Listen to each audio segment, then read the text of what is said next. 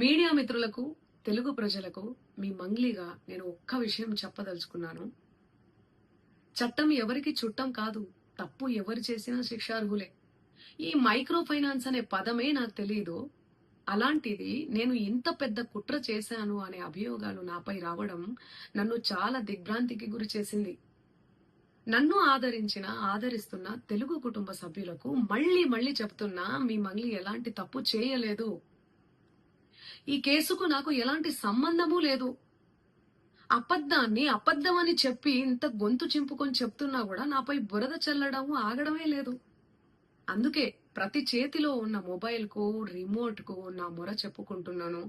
చట్టాన్ని గౌరవించే పౌరురాలిగా బాధితులకు న్యాయం జరిగేందుకు, దర్యాప్తు అధికారులకు సహకరించేందుకు నేను సిద్ధంగా ఉన్నానని మీకు విజ్ఞప్తి చేసుకుంటున్నాను. మంగ్లీ ఎలాంటి తప్పు చేయలేదు, చేయదు కూడా. ఈ మైక్రో ఫైనాన్స్ కేసు చీటింగ్ కంపెనీకి డబ్బులు వసూలు చేసిన వివాదంలో నాకు ఎలాంటి సంబంధం కూడా లేదు. మధు నాయక్ ను మా కమ్యూనిటీ ప్రోగ్రామ్ లో భాగంగా నన్ను, నా తమ్ముడు శివాను కలిసిన మాట వాస్తవమే. కానీ అతను చేసే వ్యాపార వ్యవహారాలు, అతని వ్యక్తిగత జీవితానికి సంబంధించినటువంటి సమాచారంపై నాకు ఎలాంటి అవగాహన లేదు. ఈ కేసు విషయం నా దృష్టికి వచ్చిన వెంటనే నేనే స్వయంగా వెళ్లి అడ్వకేట్ సుబ్బారావుతో పాటు రమావత్ మధుపై పోలీసులకు ఫిర్యాదు చేసిన. తప్పు చేసిన రమావత్ మధు అండ్ గ్యాంగ్ పై ఖచ్చితంగా చర్యలు తీసుకోవాల్సిందే. బాధితులకు న్యాయం చేయాల్సిందే.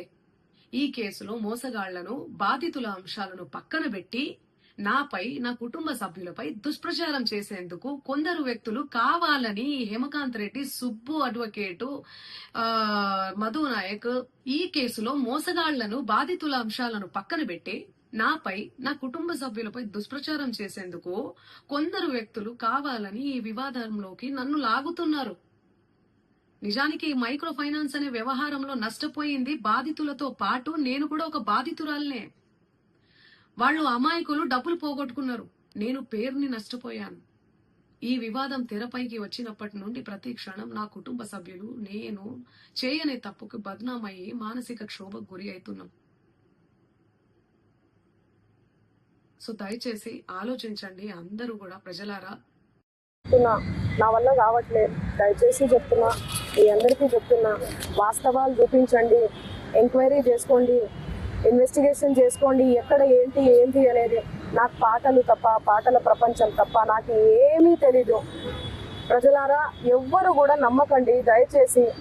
మీడియా మిత్రులారా, మీరు పెట్టేదానికి కింద కామెంట్లు చూసి కుమిలిపోతున్నా. నా వల్ల కావట్లేదు అసలు. దయచేసి చెప్తున్నా, నేను తప్పు చేస్తే మళ్ళీ చెప్తున్నా, నన్ను ఎక్కడికైనా పిలవండి, నేను ఎక్కడికైనా రానికి సిద్ధం. ఏ పోలీస్ స్టేషన్ గడప తొక్కనికన్నా సిద్ధం, జైలుకి పోవడానికి కూడా సిద్ధం.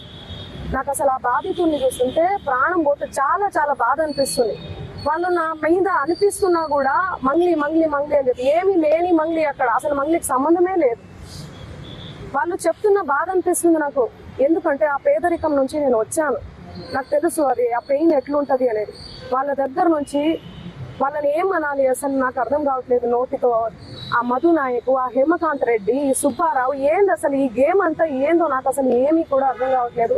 గత 30 రోజుల నుంచి నా ప్రోగ్రామ్స్, నాకు అన్ని కూడా రికార్డింగ్స్ అన్ని కూడా వదులుకోవడం జరుగుతుంది. నాకు అసలు దయచేసి చెప్తున్నా, చేతులు జోడించి చెప్తున్నా, నా తప్పు ఉంటే నన్ను ఏ శిక్ష విధించినా కూడా నేను పడడానికి నేను రెడీ. కానీ దయచేసి నా మీద ఏమైనా కోపం ఉంటే దయచేసి చెప్తున్నా, మీరు చూపించే దాన్ని బట్టి ప్రజలందరూ కూడా మిస్లీడ్ అవుతుంది. ప్రజలందరూ ఏమనుకుంటారు, అరే ఏంది అసలు ఏంది మంగ్లీ అని చెప్పి అనుకోరా, నమ్మరా వాళ్ళు? డౌట్ వస్తుంది కదా. ఎంత ప్రేమించే నన్ను, ఎంత ప్రేమించే నా పాటలను హేట్ చేస్తున్నారు. అది దేనివల్ల? మీడియా వల్లనే కదా. మన media, social media, main stream media వల్లనే కదా. దయచేసి చెప్తున్నా, నేను రిక్వెస్ట్ చేస్తున్నా మీ అందరికీ. నేను అసలు ఒక్క మాట కూడా అనట్లేదు. మీడియా లేకపోతే అసలు నేను సోషల్ మీడియా లేకపోతే నేను మళ్ళీ చెప్తున్నా, నేను లేను. ఏదన్నా తెలిసి తెలియక తప్పు మాట్లాడితే నన్ను క్షమించండి. మీరు లేకపోతే నేను లేను. నా అన్నదమ్ములు లాంటి వాళ్ళు మీరందరూ కూడా, ఓకే, ప్లీజ్ నా ఫోటో దయచేసి వాడకండి. దీనికి నాకు సంబంధం లేదు. ఎందుకు నా ఫోటో వాడుతున్నారు?